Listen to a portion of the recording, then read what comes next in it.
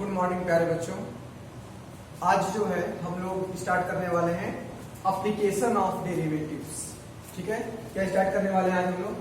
Application of derivatives. Application of derivatives में जैसे हम लोग अभी डिफरेंशिएशन या डेरिवेटिव्स कहें तो डिफरेंशिएशन हम लोग पढ़ चुके हैं। डिफरेंशिएशन हम लोग कई तरह से पढ़े हैं और हायर ऑर्डर तक की बात कर चुके हैं हम लोग। ठीक है, अब उसके एप्लीकेशंस कहाँ हैं? कोई पूछ सकता है ना कि डेरिवेटिव्स का यूज क्या कहाँ होता है, तो हमने बताया है कि कॉन्केविटी देखने के लिए यूज होता है, किसी कर्व के किसी पॉइंट पर टेंजेंट के स्लोप को डिटरमाइन करने के लिए इसका उपयोग किया जाता है, और क्या क्या यूज करने के लिए किया जाता है, उसी को क्या क्या यूज कर सकते हैं हम लोग। ठीक है, उसी यूज को हम लोग किसमें पढ़ते हैं? एप्लीकेशंस में पढ़ते हैं। किसी भी चीज की जो एप्लीकेशन होती है उसका मतलब ये होता है कि उसका कहाँ कहाँ किस किस क्षेत्र में यूज है, उसका किस किस फील्ड में उसका यूज होगा, वो उसी को हम लोग कहते हैं एप्लीकेशंस। तो इसमें हम लोग को क्या पढ़ना है वो देखिए, एप्लीकेशंस ऑफ डिफरेंशिएशन में क्या क्या पढ़ना है हम लोगों को? हम लोग को पढ़ना है रेट मेजर, जो हम लोगों ने हेडिंग डाला है। ठीक है, दूसरा पढ़ना है एरर्स अप्रोक्सीमेशंस,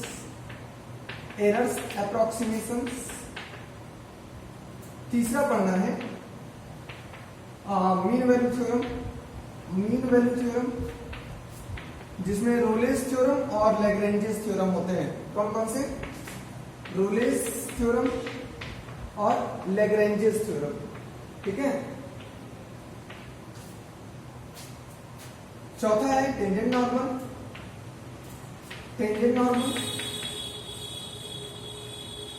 पांचवा है इंक्रीजिंग डिक्रीजिंग फंक्शन, और आखिरी है मैक्सिमा मिनिमम। ठीक है, ओके। तो ये आपके 6 चैप्टर्स एप्लीकेशन ऑफ डेरिवेटिव्स में पढ़ने हैं। इसे हम लोग रेट निकालेंगे, किसी डिफरेंशिएशन का या किसी क्वांटिटी का बताया जाएगा कैसे क्वेश्चंस आते हैं। एरर्स अप्रोक्सीमेशन में क्या यूज है बताया जाएगा, मीन वैल्यू थ्योरम्स में क्या यूज है, टेंजेंट नॉर्मल में, इंक्रीजिंग डिक्रीजिंग फंक्शन में, और मैक्सिमम मिनिमम में इसका क्या यूज है। हम लोग एप्लीकेशंस के अंदर ये 6 टॉपिक्स पढ़ेंगे। बहुत छोटे छोटे टॉपिक हैं एक्सेप्ट मैक्सिमम मिनिमम छोटे। ठीक है, बाकी सारे टॉपिक्स बहुत छोटे हैं, और सबसे जो इंपॉर्टेंट इसमें से है वो आखिरी के 4 है। ये 4 सबसे ज्यादा इंपॉर्टेंट है, और इससे जो है एप्लीकेशन ऑफ डेरिवेटिव्स अगर क्वेश्चन आता है तो इस 4 चैप्टर से चांसेस 90% होते हैं, और इन 2 चैप्टर से कभी कभार क्वेश्चन पूछा जाता है। तो चूंकि छोटे छोटे चैप्टर से स्टार्ट हम लोग यहीं से करेंगे। ठीक है, 1 या 2 नंबर के क्वेश्चन या 4 नंबर 5 नंबर के भी क्वेश्चन पूछे जा सकते हैं अगर पूछेगा इससे तो, लेकिन जो सबसे ज्यादा इंपॉर्टेंट होगा ये 4 चैप्टर होगा। इससे अक्सर मैक्सिमम एप्लीकेशन ऑफ डेरिवेटिव्स के जितने भी क्वेश्चन आएंगे, मान लीजिए इस चैप्टर से आपका 15 मार्क्स का क्वेश्चन आता है तो लगभग 10 से 12 मार्क्स तो आपका इसी से पूछा जाएगा। ठीक है, और अगर 20 मार्क्स का आता है तो इससे कम से कम 15 मार्क्स का पूछा जाएगा। हो सकता है 20 मार्क्स का भी पूछ ले, इन दोनों से ना पूछे, लेकिन पूछा तो गया है इससे भी, तो पढ़ना हमें सब है, किसी को लीव नहीं करना है, किसी को छोड़ना नहीं है। ठीक है, तो हम लोग स्टार्ट कहां से करेंगे? रेट मेजरमेंट से। तो वही हमने पहला चैप्टर डाल दिया एप्लीकेशन ऑफ डेरिवेटिव का। क्या चीज? Derivatives as rate measure. होता क्या है इसमें? ये देखिए, रेट आ गया वर्ड तो आपको समझ में आ जाना चाहिए कि रेट क्या होता है। किसी भी चीज का रेट आपको पता है, जैसे अगर हम लोग फिजिक्स की बात करें तो फिजिक्स में आप लोग पढ़ते हो rate of change of displacement with respect to time is called velocity, rate of change of velocity is called acceleration. पढ़ते हो ना? तो रेट जो होता है, तुम लोग के दिमाग में एक चीज आ जाती है कि रेट हमेशा टाइम के रिस्पेक्ट में ही होता है। ऐसा नहीं है। रेट अगर वर्ड आ गया तो अगर कुछ ना कहा जाए तब तो रेट टाइम के रिस्पेक्ट में है, लेकिन अगर कहा दिया जाए कि रेट क्या होगा किसी चीज के इंक्रीज होने का या डिक्रीज होने का with respect to another quantity, another parameter, तो उसके स्मृति नहीं होगा। जैसे अगर हम कह दें, ध्यान से सुनिएगा मेरी बात, अगर हम कहें कि किसी गुब्बारे को फुलाया जा रहा है, ठीक है, किसी गुब्बारे को फुलाया जा रहा है, उसमें हवा भरी जा रही है, तो जब आप फुलाना स्टार्ट कर रहे हैं तो उस समय टाइम क्या है? 0 है। उस समय टाइम क्या है? 0 है। आफ्टर 10 सेकंड बाद, 10 सेकंड के बाद मान लीजिए t = 10 सेकंड, तो जब आपने स्टार्ट किया था तो टाइम 0 था और आप कंटिन्यूअसली उसमें हवा भर रहे हो तो 10 सेकंड बाद जब देखोगे तो गुब्बारे की साइज में इंक्रीमेंट होगा। ठीक है, तो गुब्बारे की साइज धीरे धीरे 5 सेकंड में कुछ और होगी, 6 सेकंड में कुछ और होगी, 7 सेकंड में कुछ और होगी और 10 सेकंड में कुछ और होगी। तो गुब्बारे की जो साइज है वो बढ़ती जा रही है, मतलब गुब्बारे का जो वॉल्यूम है वो बढ़ता जा रहा है। अगर हम गुब्बारे को स्फीयर ले लें, गुब्बारे की स्फेरिकल शेप की होगा मान लीजिए, तो अगर हम गुब्बारे को स्फेरिकल शेप का कंसीडर करें तो इसका जो वॉल्यूम हो रहा है वो बढ़ता जा रहा है। किसके रिस्पेक्ट में? टाइम के रिस्पेक्ट में। वॉल्यूम क्या हो रहा है? बढ़ता जा रहा है। तो इसका मतलब क्या हुआ? Rate of change of volume with respect to time. ठीक है, जैसे जैसे हम हवा भर रहे हैं, टाइम जैसे जैसे बीत रहा है, इसकी वॉल्यूम में बढ़ोतरी होती जा रही है। क्या इसके रेडियस में चेंज नहीं हो रहा है? अगर वॉल्यूम बढ़ रहा है, आप समझिए हवा भर रहे हैं तो गुब्बारे की साइज बढ़ रही है, साइज बढ़ रही है तो इसकी रेडियस भी बढ़ेगी, तो रेडियस भी बढ़ रहा है टाइम के साथ। ठीक है, तो टाइम के साथ साथ टाइम के साथ साथ रेडियस भी बढ़ रहा है और टाइम के साथ साथ वॉल्यूम भी बढ़ रहा है। ठीक है, तो ये तो रेट हो गया वॉल्यूम का और ये हो गया रेडियस का रेट। तो रेट किसके रिस्पेक्ट में? टाइम के रिस्पेक्ट में। लेकिन अगर हम कह दें कि वॉल्यूम के बढ़ने की रेट निकालिए विथ रिस्पेक्ट टू रेडियस, ध्यान से समझिएगा, तो इसको कहेंगे क्या? Rate of change of volume with respect to radius. कहने का मेरा मतलब यह है कि जब हम हवा भर रहे हैं, ठीक है, जब हम हवा भर रहे हैं उसमें, तो जैसे जैसे रेडियस बढ़ रहा है वैसे वैसे उसका वॉल्यूम बढ़ रहा है। तो अब ये टाइम के रिस्पेक्ट में नहीं होगा, अब ये किसके रिस्पेक्ट में हो गया? रेडियस के रिस्पेक्ट में। जैसे जैसे रेडियस बढ़ेगा वैसे वैसे गुब्बारे का वॉल्यूम भी बढ़ेगा। ठीक है, हवा भर रहे हो टाइम के रिस्पेक्ट में तो हो रहा है, टाइम तो बीत रहा है। अगर हम अलग अलग बात करें तो वॉल्यूम भी टाइम के रिस्पेक्ट में बढ़ रहा है, रेडियस भी टाइम के रिस्पेक्ट में बढ़ रहा है। ठीक है, लेकिन अगर हम रेडियस के रिस्पेक्ट में वॉल्यूम की बात करें तो रेडियस बढ़ेगा तभी तो वॉल्यूम बढ़ेगा, उसको कहेंगे rate of change of volume with respect to radius. ठीक है, तो दिस इज रेट। ओके, और अब इन दोनों पे थोड़ा सा ध्यान दीजिए। जैसे जैसे रेडियस टाइम के रिस्पेक्ट में बढ़ रहा है वैसे वैसे वॉल्यूम भी टाइम के रिस्पेक्ट में बढ़ेगा। तो जब दो क्वांटिटी की डिपेंडेंसी हो जाए एक दूसरे पर विथ रिस्पेक्ट टू टाइम, ध्यान से सुनिएगा, अगर एक क्वांटिटी की डिपेंडेंसी दूसरे क्वांटिटी पर हो, दूसरे क्वांटिटी के बढ़ने के साथ साथ पहला क्वांटिटी भी बढ़ेगा, या दूसरी क्वांटिटी के घटने के साथ साथ पहला क्वांटिटी, ये जो भी रिलेशन है, ये बढ़ने के साथ ये घट रहा है, या घटने के साथ ये बढ़ रहा है, जो भी रिलेशन है, लेकिन एक क्वांटिटी की डिपेंडेंसी दूसरे पर होगी। ठीक है, लेकिन इसमें क्या होगा? Rate of change of one quantity depend with respect to rate of change of other quantity. मतलब इसमें रेडियस का जो रेट होगा टाइम के रिस्पेक्ट में, वो बढ़ने का जो रेट है, जैसे जैसे टाइम के रिस्पेक्ट में रेडियस बढ़ रहा है वैसे वैसे टाइम के रिस्पेक्ट में क्या बढ़ रहा है? वॉल्यूम। इसका मतलब ये हुआ कि रेडियस को भी टाइम के रिस्पेक्ट में मेजर कर रहे हैं, वॉल्यूम को भी टाइम के रिस्पेक्ट में मेजर कर रहे हैं। मतलब जैसे जैसे टाइम बढ़ रहा है, रेडियस अगर बढ़ेगा तो वॉल्यूम भी बढ़ जाएगा। ठीक है, इसको जब दो क्वांटिटी की dependency with respect to time हो जाए तो इसको कहते हैं रिलेटेड रेट्स। क्या कहते हैं? Related rates. दो टॉपिक हम लोग को पढ़ना है इसमें, कौन कौन सा? एक सिंपल रेट और एक पढ़ना है रिलेटेड रेट। सिंपल रेट का मतलब ये होता है कि change rate of change of one quantity with respect to other quantity. Related rate का मतलब होता है कि एक क्वांटिटी का जो रेट है टाइम के रिस्पेक्ट में जैसे जैसे बढ़ेगा वैसे वैसे दूसरे क्वांटिटी का जो रेट होगा टाइम के रिस्पेक्ट में वो किस प्रकार से फ्लो करेगा, मतलब बढ़ेगा या घटेगा, उसको कहते हैं रिलेटेड रेट्स। ठीक है, तो बारी बारी से हम दोनों की चर्चा करेंगे। तो ये तो आपको समझ में आया होगा रिलेटेड रेट्स क्या है और रेट क्या है। चलिए दूसरी बात जो सबसे इंपॉर्टेंट है, एक ग्राफ कंसीडर कीजिए, एक ग्राफ कंसीडर कीजिए, आप इसमें ध्यान दीजिएगा थोड़ा सा। ये है x1 पॉइंट, या मान लीजिए ये A है, ये B है, C है और ये D है। ठीक है, इसका जो कोऑर्डिनेट है x1 है, मतलब ये डिस्टेंस x1 है, ये डिस्टेंस x2 है, ये डिस्टेंस x3 है और ये डिस्टेंस x4 है। Clear? P Q R S। मान लीजिए ये डिस्टेंस y1 है, ये डिस्टेंस y2 है, ये डिस्टेंस y3 है और ये डिस्टेंस y4 है, और एक स्ट्रेट लाइन है जो ग्राफ इस प्रकार से कंसीडर हो रहा है। ठीक है, तो आप देखोगे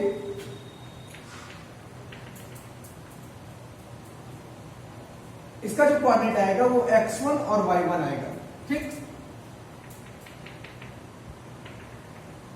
इसका जो कोऑर्डिनेट आएगा वो x2 y2 आएगा।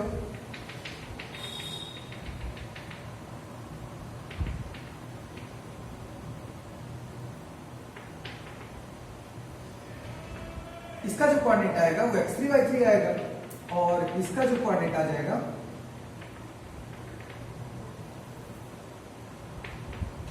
वो आ जाएगा x4 y4 आएगा ना। अगर हम इसका स्लोप निकालेंगे, ध्यान से समझिएगा, अगर हम इस कर्व का जो कि स्ट्रेट लाइन है ये बताता है कि ये एक समान रेट से आगे बढ़ रहा है, ठीक है। आपको पता है जब rate of change of constant हो जाता है तो आपका जो आता है यूनिफॉर्म वेलोसिटी का, अगर हम इसको डिस्प्लेसमेंट और टाइम के रिस्पेक्ट में करें, डिस्प्लेसमेंट और टाइम के रिस्पेक्ट में करेंगे तो ये एक समान वेलोसिटी का आता है, ठीक है। चलिए यूनिफॉर्म वेलोसिटी का, तो इस प्रकार से वेलोसिटी जो होती है वो यूनिफॉर्म होती है, मतलब जैसे जैसे इसकी टाइम बढ़ रही है वैसे वैसे जैसे इसका डिस्प्लेसमेंट बढ़ रहा है टाइम के रिस्पेक्ट में वैसे वैसे उसकी वेलोसिटी सेम है। इसका मतलब ये होगा, तो कहने का मतलब यहाँ पे ये है कि इससे जो ये आ रहा है तो स्लोप अगर हम निकालेंगे तो स्लोप इस पर कोई भी 2 पॉइंट ले लेते हैं हम लोग, क्या करते हैं स्लोप कैसे निकालते हैं, कोई भी 2 पॉइंट ले लेते हैं, मतलब मान लीजिए ये ले लिया और ये ले लिया या फिर ये ले लिया और ये ले लिया, तो जब स्लोप निकालोगे तो ये होता है थीटा और tan थीटा हो जाता है स्लोप का मतलब tan थीटा और tan थीटा का मतलब परपेंडिकुलर अपॉन बेस। परपेंडिकुलर कितना होगा, ये पूरी हाइट है y4 और इसमें से इतना घटा दीजिए y1 हो जाएगा y4 माइनस y1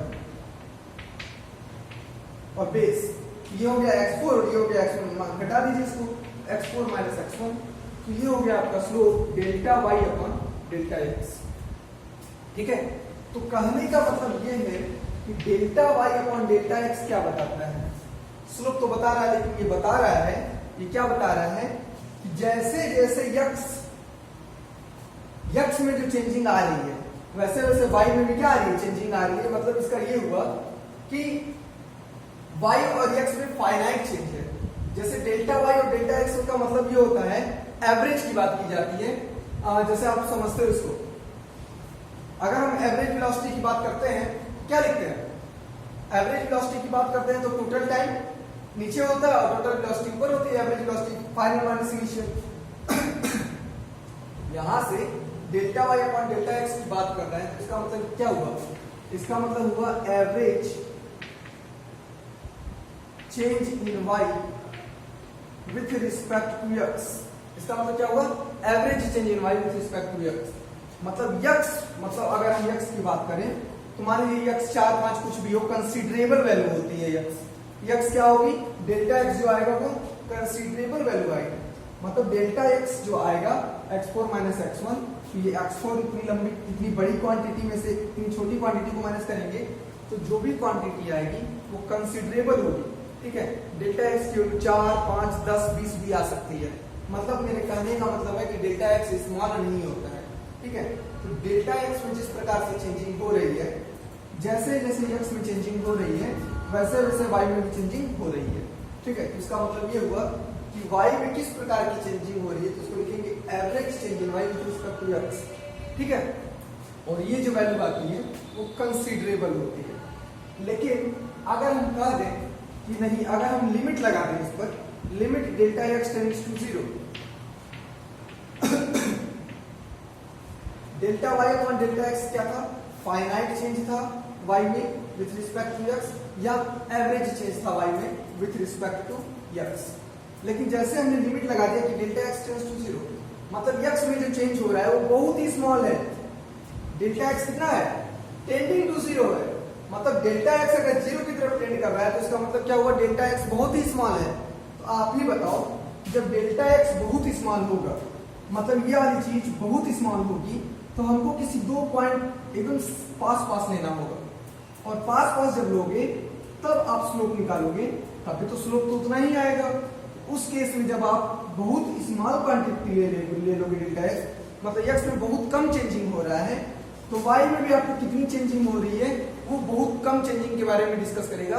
मतलब ग्राफ का जो नेचर होगा वो पूरे के पूरे स्मॉल पॉइंट्स को भी कंसीडरेबल करेगा, क्योंकि आपको जब ग्राफ को प्लॉट किया जाता है तो सिर्फ क्या होता है ना, हम लोग नंबर्स को प्लॉट कर देते हैं 1 2 3 4, ठीक है।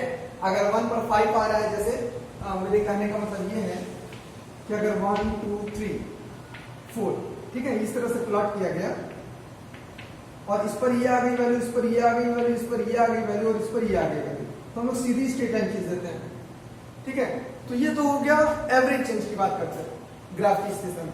लेकिन कभी क्या आपने ये सोचा है कि अगर ये पॉइंट्स मिल रहे हैं, अगर ये पॉइंट्स मिल रहे हैं आपको, तो ये कोई जरूरी नहीं है कि इसके बीच में भी ऐसे ही सीधी लाइन आएगी। हो सकता है कि ये ग्राफ ऐसे गया हो,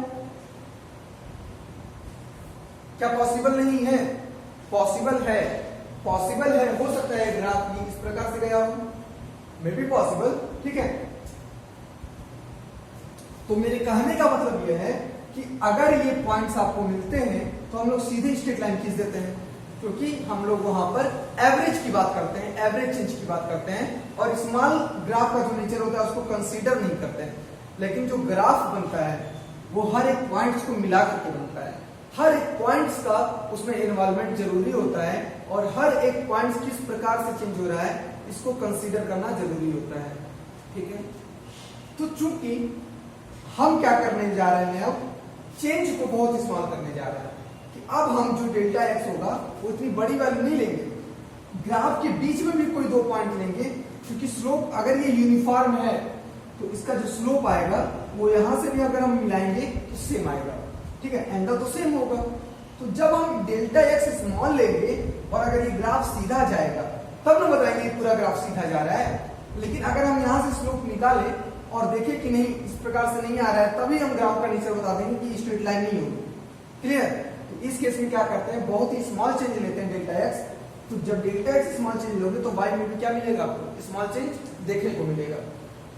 तो इसी को हम लोग क्या कहते हैं, इसी को हम लोग कहते हैं dy बाई डी एक्स।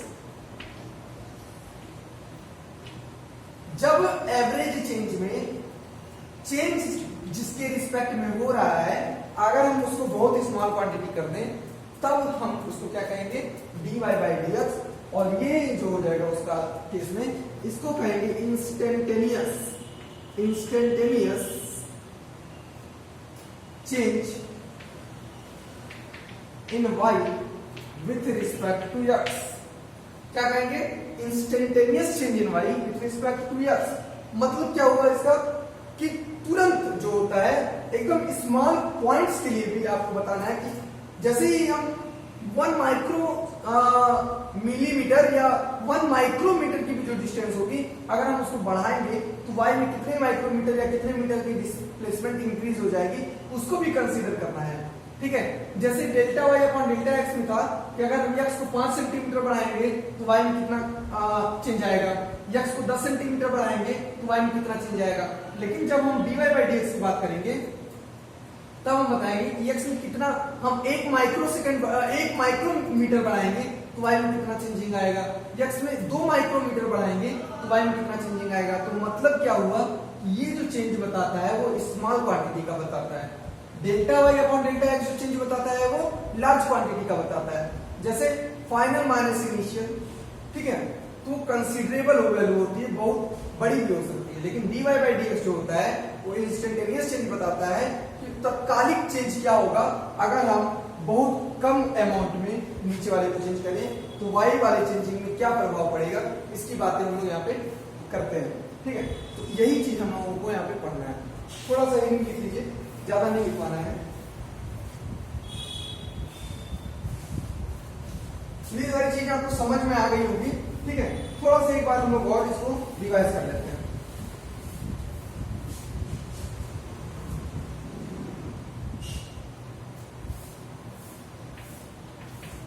लिखिएगा, the term delta y upon delta x represents average change in y with respect to x if delta x tends to 0। जब डेल्टा x टेंड्स टू 0 हो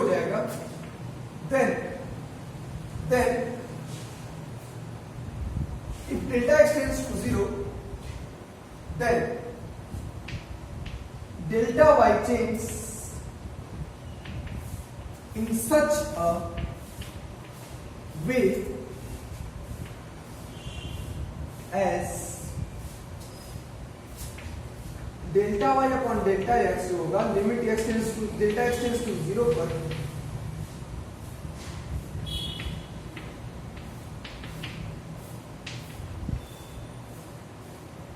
if delta X tends to 0, जब हम change को बहुत कम कर रहे हैं, then delta Y change in such a way, delta Y इस प्रकार से चेंज हो रहा है, called instantaneous rate of instantaneous change of y with respect to x। ठीक है, इसका मतलब ये हुआ कि डेल्टा y और डेल्टा x जो रिप्रेजेंट करता है हमें, वो हमें बताता है फाइनाइट चेंज या फिर average change of y with respect to x। लेकिन जब हम डेल्टा x को बहुत छोटा कर देंगे, जिसके रिस्पेक्ट में y चेंज हो रहा था, ठीक है, अगर हम उसको बहुत छोटा कर देते हैं तो अब ये जो delta y upon delta x होगा as limit delta x tends to 0 वो कन्वर्ट हो जाएगा dy बाय dx में, और ये बताता है instantaneous change in y with respect to x। मतलब y में इंस्टेंटेनियस क्या चेंज होगा अगर हम x में बहुत स्मॉल की चेंजिंग करें तब। ठीक है, ओके, इसको नोट कर लीजिए, बाकी इसमें और कुछ ऐसा नहीं है। हो गया, कुछ क्वेश्चंस लगाते हैं जो कि बहुत इजी है, उसके बाद इस टॉपिक को खत्म करने के बाद हम पढ़ेंगे रिलेटेड रेट्स। ठीक है, एक क्वेश्चन लिखिए आप,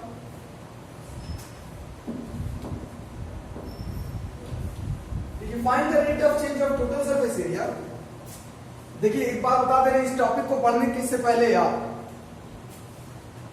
सर्किल, स्क्वायर, रेक्टेंगल, स्फीयर, कोन, हॉलो स्फीयर, सिलेंडर, क्यूब और क्यूबॉइड, इन सब का lateral surface area, total surface area, circumference, radius, diameter, volume, diagonal की लेंथ, ये सारे फार्मूले आपको लर्न होने चाहिए।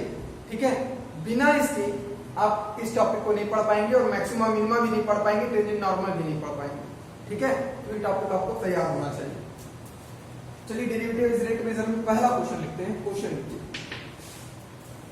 Find the rate of change of total surface area, find the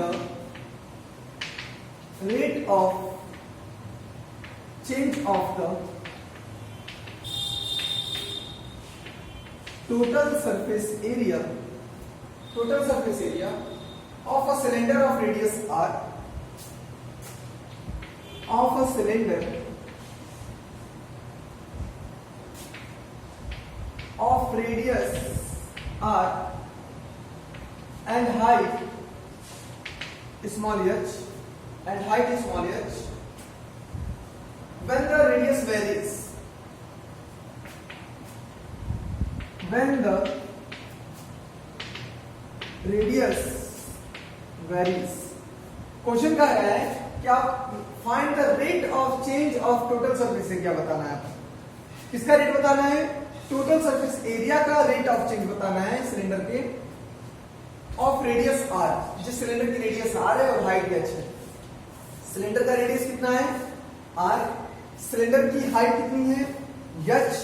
ठीक है, और बोला गया कि रेडियस ही बढ़ रही है, इसकी हाइट कांस्टेंट है, उसकी हाइट कांस्टेंट है। देखिए इसमें बोला गया है व्हेन द रेडियस वेरीज, मतलब जो है किसी सिलेंडर, क्वेश्चन को का मतलब क्या वो ये समझिए। क्वेश्चन तो लगा लेंगे, आप समझिए क्या कह रहा है।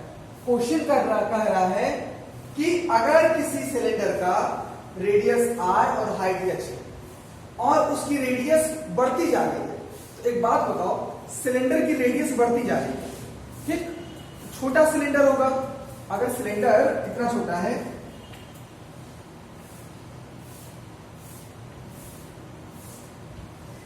ठीक, इसकी रेडियस कुछ नहीं होगी, रेडियस बढ़ रही है या घट रही है, लेकिन हाइट कांस्टेंट है। इसी हाइट का एक सिलेंडर और बनाइए।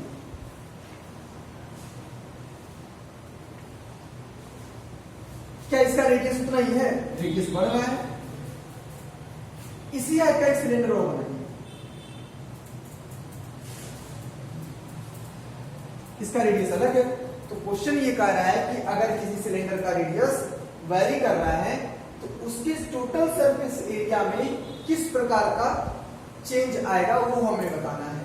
ठीक है, आपको पता है ना कि अगर रेडियस बढ़ेगा तो टोटल सरफेस एरिया सिलेंडर का बढ़ेगा कि घटेगा?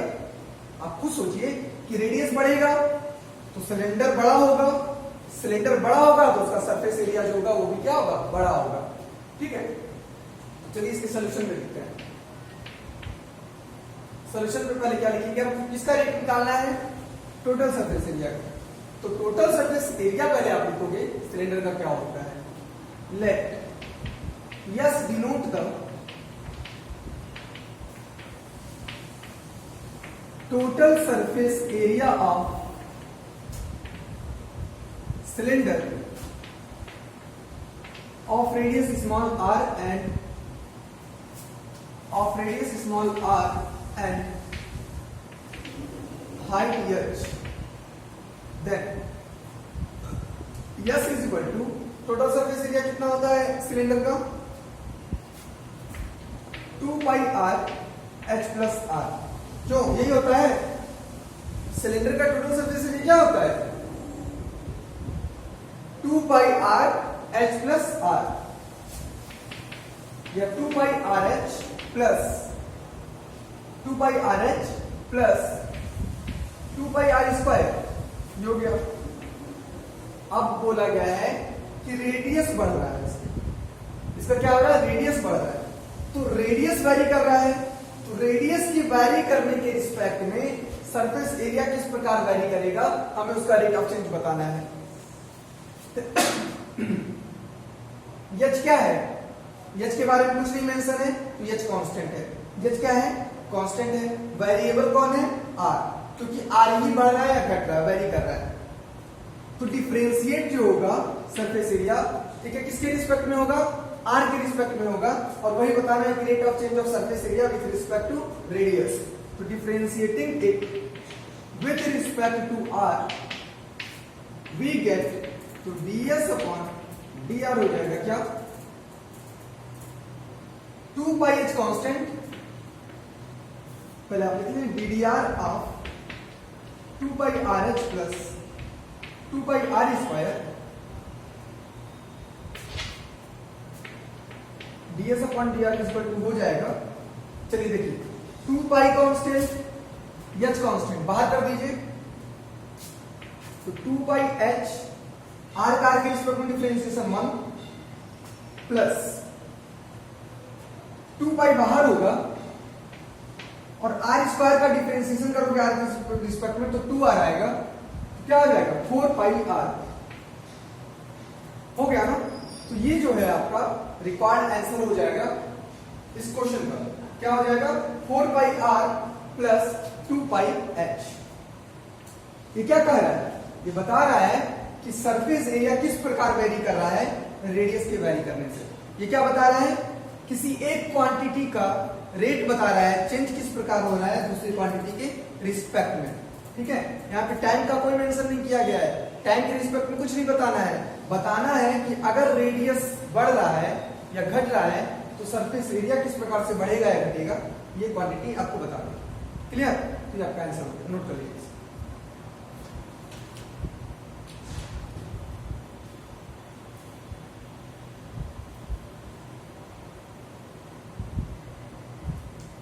डन। चलिए नेक्स्ट टर्म में जो हम लोग मिलेंगे, ठीक है, वो अच्छे अच्छे क्वेश्चंस के साथ मिलेंगे। तब तक के लिए आप इसको नोट कर लीजिए।